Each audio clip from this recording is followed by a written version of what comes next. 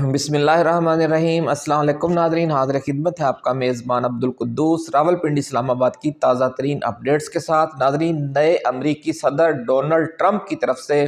Farm 47 वाली मौजूदा हुकूमत को तस्लीम करने से साफ इनकार के बाद सदर जरदारी से वज़ीर आज़म शहबाज शरीफ तक पूरी हुकूमत की टांगें काँप रही हैं।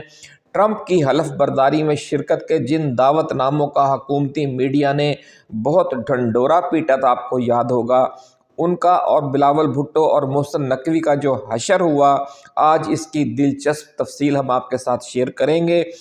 और साथ ही ये भी बताएंगे कि एक हफ्ता तवील दौरा अमेरिका के दौरान मोहसिन नकवी को क्या इंतहाई सख्त पैगाम मिला है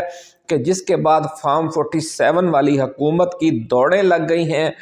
और 3 माह से ज़ेरे इल्तवा सदर जरदारी के दौरे चीन की याद आ गई है हुकूमत को फौरी तौर पर। और इस हवाले से एक ज़ोरदार एजेंडा लेकर सदर आसिफ अली जरदारी, साबिक वज़ीर ख़ारजा बिलावल भुट्टो जरदारी और वज़ीर आला सिंध सैयद मुराद अली शाह 4 रोज़ के लिए चीन जा रहे हैं। इस दौरे से कबल नून लीग और पीपल्स पार्टी की क़यादत में ट्रंप सरकार के दबाव का मुकाबला करने के लिए आखिरी ऑप्शन के तौर पर एक बार फिर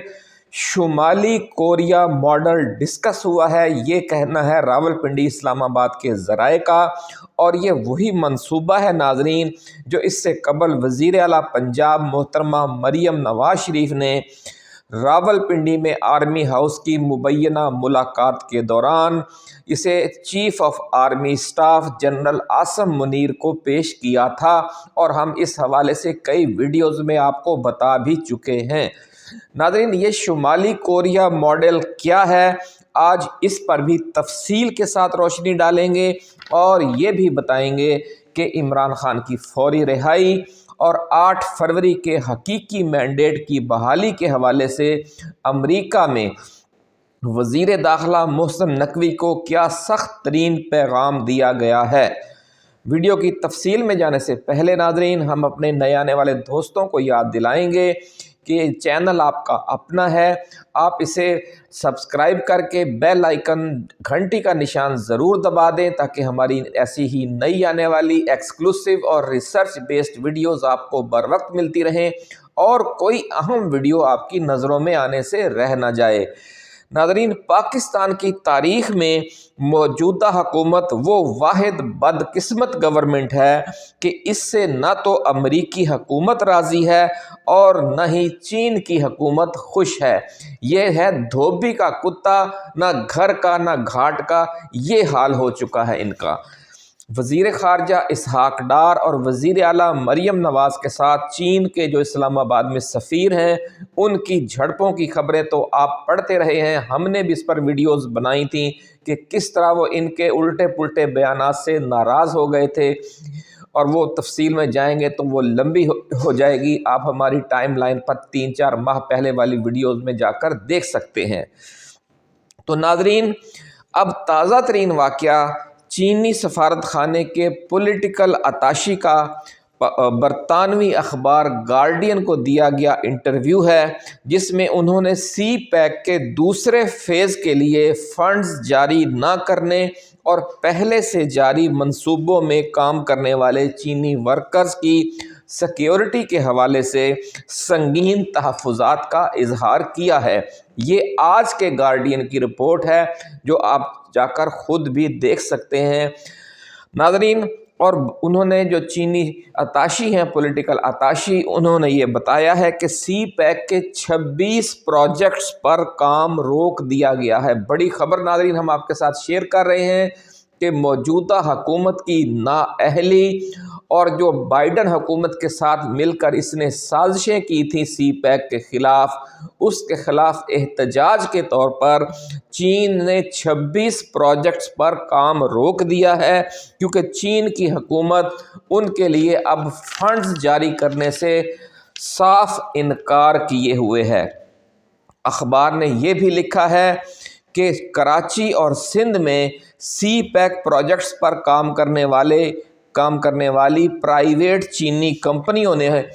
حکومت کو خط لکھا ہے کہ انہیں سندھ پولیس سے تحفظ دیا جائے. یعنی جو ادارہ، جو تنظیم، جو ایجنسی تحفظ دینے کے لیے ان پر مامور ہے، وہ چینی جو ادارے ہیں، جو چینی کمپنیاں ہیں، وہ انہی سے تحفظ مانگ رہے ہیں ان کی لوٹ مار سے. ناظرین، چینی انجینئرز اور عملے کو تحفظ دینے والے پولیس افسران و اہلکار ہی انہیں لوٹ رہے ہیں. وہ کس طرح لوٹ رہے ہیں وہ بھی اخبار نے بڑی تفصیل سے اور دلچسپ خبر لکھی ہے، اور پاکستانی اخبارات میں بھی یہ خبر 2 دن پہلے شائع ہو چکی ہے. کبھی پیٹرول کی مد میں تو کبھی کسی سیکیورٹی کے حوالے سے کوئی نہ کوئی بہانہ بنا کر ایک بھتہ گردی شروع ہے جو پرائیویٹ چینی کمپنیاں ہیں ان سے. ناظرین،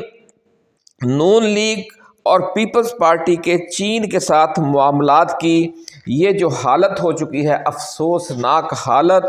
اور الٹا یہ اس حد تک افسوسناک حالت ہے ان کی، اور توقعات انہوں نے کیا باندھ رکھی ہیں کہ جناب امریکہ اور ٹرمپ کی نو لفٹ سے جو خلا پیدا ہوا ہے اسے چین کی سرگرم حمایت سے پر کیا جائے اور شمالی کوریا کی طرح ڈٹ کر امریکہ کے دباؤ کا مقابلہ کیا جائے. ناظرین، شمالی کوریا ماڈل سے مراد یہ ہے کہ اگر امریکہ کسی ملک پر پابندیاں لگا دے تو وہ ملک پھر چین اور روس کے ساتھ تعلقات کو فروغ دے کر سروائیو کرتا ہے. اس فہرست میں شمالی کوریا کے ساتھ ساتھ برما یعنی میانمار، وینزویلا، کیوبا اور ایران سمیت کئی ممالک شامل ہیں. تو کیا پاکستان بھی اسی طرح سروائیو کر سکے گا؟ یہ ایک $1 ملین کویسچن ہے، اس پر بھی بات کریں گے. لیکن پہلے بات ہو جائے کہ چین کو سی پیک کے نام پر نون لیگ اور پیپلز پارٹی نے جس طرح دھوکہ دیا اور پچھلے 10-15 برسوں کے دوران امریکہ کی ملی بھگت سے سی پیک پروجیکٹس پر کام کی رفتار کو ایک سازش کے تحت سلو رکھا گیا، دھیمے رکھا گیا، اور سخت سیکیورٹی بھی مہیا نہیں کی گئی، جس کی وجہ سے پھر دہشت گردی کی وارداتیں ہوئیں اور جن میں چینی انجینئرز اور دوسرا عملہ بڑی تعداد میں اپنی جانوں سے ہاتھ دھو بیٹھے. ناظرین، ان معاملات کی وجہ سے چین سخت ناراض ہے. خاص طور پر بائیڈن حکومت کے دوران تو سی پیک پروجیکٹس کو جو نون لیگ اور پیپلز پارٹی کی صوبائی اور قومی حکومتیں ہیں انہوں نے عملاً منجمد کیے رکھا. اب دیکھنا یہ ہے ناظرین، کیا چین کی حکومت اس مشکوک کردار کی حامل ان دونوں سیاسی جماعتوں یعنی مسلم لیگ نون اور پاکستان پیپلز پارٹی کے نئے وعدوں پر اعتماد کرتی ہے یا نہیں؟ پچھلے ماہ ناظرین وزیر اعلیٰ پنجاب محترمہ مریم نواز شریف نے بھی چین کا دورہ کیا تھا اور وہاں سے سرپرستی حاصل کرنے کی پوری کوشش کی تھی، لیکن انہیں کوئی حتمی کامیابی نہیں ملی تھی اور نہ ہی کوئی بڑا پروجیکٹ یا بڑی سرمایہ کاری وہ ساتھ لانے میں کامیاب ہو سکی تھیں. پھر انہوں نے پاکستان واپس آ کر اسٹیبلشمنٹ سے ملاقات کر کے چین کے اس دورے کو کیش کروانے کی کوشش کی. اس حوالے سے ویڈیوز میں ہم آپ کو بتا چکے ہیں، اور انہی کوششوں کے دوران انہوں نے مبینہ شمالی کوریا ماڈل پروجیکٹ پیش کیا جو تاحال گو مگو کا شکار ہے، کیونکہ جو پاکستانی اسٹیبلشمنٹ ہے وہ اتنا بڑا یو ٹرن لینے سے گھبرا رہی ہے. یہ ہے وہ اندر کی کہانی کہ جس کی وجہ سے اب صدر زرداری اپنے بیٹے کو لے کر اور اپنے وزیر اعلیٰ کو لے کر چین جا رہے ہیں. ناظرین، ٹرمپ کی حلف برداری میں کسی حکومتی شخصیت کو پاکستان سے دعوت نہیں دی گئی، جس سے امریکہ کی ناراضگی اور عدم تعاون صاف ظاہر ہو رہا ہے. پھر دعوت نامے خرید کر بلاول اور محسن نقوی نے بن بلائے مہمان کی حیثیت سے جانے کا منصوبہ بنایا، لیکن پھر نون لیگ اور پیپلز پارٹی میں شمالی کوریا ماڈل کے حوالے سے جو مشاورت ہوئی اس کی وجہ سے پھر دعوت نامہ موجود ہونے کے باوجود بلاول نے ٹرمپ کی تقریب حلف برداری کا یک طرفہ بائیکاٹ کر دیا۔ یہ یک طرفہ بائیکاٹ اس لیے ہے کہ انہوں نے دعوت دی نہیں تھی، آپ نے خود ہی وہ جو دعوت نامہ وہ خریدا تھا، لیکن اس یک طرفہ بائیکاٹ کی وجہ سے وہ جو میز ریزرو کروائی گئی تھی اور وہ جو دعوت نامے پہ پیسہ خرچ کیا گیا تھا وہ ضائع ہو گیا۔ ناظرین، محسن نقوی نے شرکت کی، آپ نے دیکھا خبریں آئیں، لیکن انہوں نے جس رکن کانگریس سے بھی جا کر ملاقات کی، جس سینیٹر سے بھی وہ ملے، اس نے ملاقات کے فوری بعد فری عمران خان کا ٹویٹ کر دیا۔ بلاول بھٹو ناظرین امریکہ سے مایوس ہیں اور اب اپنے والد محترم صدر پاکستان جناب آصف علی زرداری کے ہمراہ چین جا رہے ہیں۔ ذرائع کا دعویٰ ہے کہ چین جاتے وقت کچھ اعلیٰ فوجی حکام بھی غیر اعلانیہ یا اعلانیہ طور پر صدر پاکستان کے اس وفد میں شامل ہوں گے، اور اگر شمالی کوریا ماڈل پر بات کی گئی جس طرح کی افواہیں چل رہی ہیں تو بھی پھر اسٹیبلشمنٹ کے کچھ نمائندوں کا ان کے ساتھ جانا بنتا بھی ہے، کیونکہ اگر اسٹیبلشمنٹ اس میں شامل نہیں ہوگی شمالی کوریا پروجیکٹ میں تو یہ پروجیکٹ ایک دن بھی سروائیو نہیں کر سکے گا، بلکہ چین بھی اس پر بالکل ہی کوئی دھیان ہی نہیں دے گا، کوئی توجہ ہی نہیں دے گا، کیونکہ جو پاکستان کی خارجہ پالیسی کے معاملات ہیں اور جو بڑے بڑے اہم ممالک ہیں جن کے ساتھ پاکستان کے بہت گہرے تعلقات ہیں، جن میں سعودی عرب ہے، جن میں متحدہ عرب امارات ہے، جن میں افغانستان ہے، جن میں چین ہے اور جن میں امریکہ ہے اور برطانیہ ہے، وہاں ان کے ساتھ جتنے بھی ہمارے خارجہ امور ہیں ان میں بنیادی جو گارنٹر ہے وہ ہماری اسٹیبلشمنٹ ہے۔ تو اس لیے اگر نون لیگ اور پیپلز پارٹی شمالی کوریا ماڈل پیش کرتی ہیں چین کی حکومت کو، تو جب تک کوئی پازیٹیو رسپانس ہماری اسٹیبلشمنٹ یا ان کے نمائندوں کی طرف سے نہیں دیا جائے گا، یا جو تفصیلات طے ہوں گی کہ کس طرح امریکی معاشی دباؤ کا پھر ہم نے تجارتی بائیکاٹ کا سامنا کرنا ہے، تو اس حوالے سے جب تک ہماری اسٹیبلشمنٹ کی طرف سے کچھ لوگ جا کر بطور گارنٹر، بطور ثالث کوئی کردار ادا نہیں کریں گے، یہ جو بیل ہے یہ منڈے نہیں چڑھ سکے گی۔ اس لیے جب آپ 4 فروری کو جب صدر پاکستان چین کے دورے پر جائیں گے تو پھر آپ دیکھ لیں گے کہ ان کے ساتھ کون کون سی اہم فوجی شخصیات بھی دورے پر موجود ہیں، آفیشلی یا ان آفیشلی۔ ناظرین، دعویٰ یہ ہے کہ چین جاتے وقت جو اعلیٰ فوجی حکام ساتھ ہوں گے، اس کا مطلب یہ ہوگا کہ حکومت اور اسٹیبلشمنٹ ایک ہی پیج پر ہیں۔ اب وہ پیج موجود رہتا ہے یا پھٹ جاتا ہے، یہ 4 سے 8 فروری کے دوران صاف نظر آ جائے گا کہ 4 فروری سے شروع ہونے والا یہ دورہ جب 8 فروری کو مکمل ہوگا تو اس کا پھر نتیجہ کیا سامنے آتا ہے۔ ذرائع کا کہنا ہے کہ صدر زرداری چین کی حکومت کو سی پیک پروجیکٹس کے تحفظ کے لیے چین کی فوج اور چینی بختر بند گاڑیاں پاکستانی سرزمین پر لانے کی آفر کر سکتے ہیں، اور یہ وہ مطالبہ ہے جو چین کے خاصے عرصے سے کرتا چلا آ رہا ہے۔ ناظرین، یہ بھی کہا جا رہا ہے کہ گوادر کی حفاظت کے لیے بھی چین کو اڈے فراہم کرنے کے مطالبات پر مذاکرات متوقع ہیں۔ یہ بھی وہ مطالبہ ہے کہ جو غیر ملکی میڈیا میں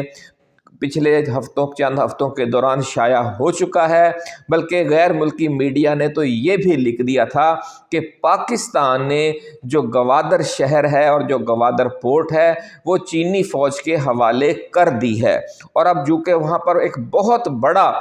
ایک ایئرپورٹ بھی تعمیر کر دیا گیا ہے، تو اس لیے یہ کہا جا رہا ہے کہ 1.5 لاکھ کی ٹوٹل آبادی ہے، لیکن وہاں پر جو ایئرپورٹ بنا ہے وہ بہت بڑا ہے اور وہ اس آبادی کی ضرورتوں سے 20, 25, 30 گنا زیادہ ہے، کیونکہ جو آبادی کی اکثریت ہے وہ غریب لوگوں پر مشتمل ہے،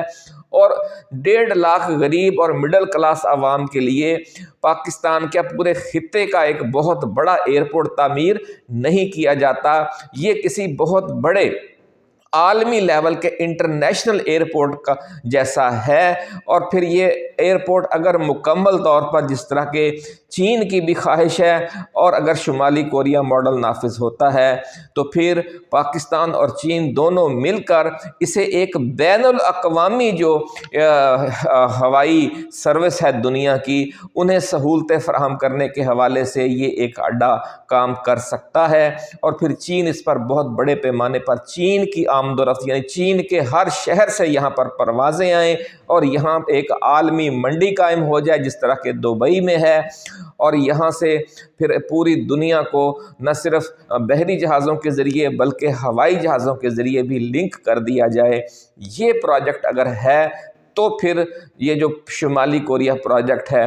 اسے پھر کامیابی کے کچھ چانسز بن سکتے ہیں، لیکن یہ بڑا رسکی سودا ہے کہ پھر امریکہ کی طرف سے بڑا شدید رد عمل آئے گا۔ ایک تو امریکہ کی طرف سے شدید رد عمل کنفرم ہے، دوسرا پاکستانی عوام کی اکثریت چونکہ عمران خان کے ساتھ ہے تو وہ بھی چیخے گی، وہ بھی اس کے خلاف بولیں گے کہ چین کیوں ان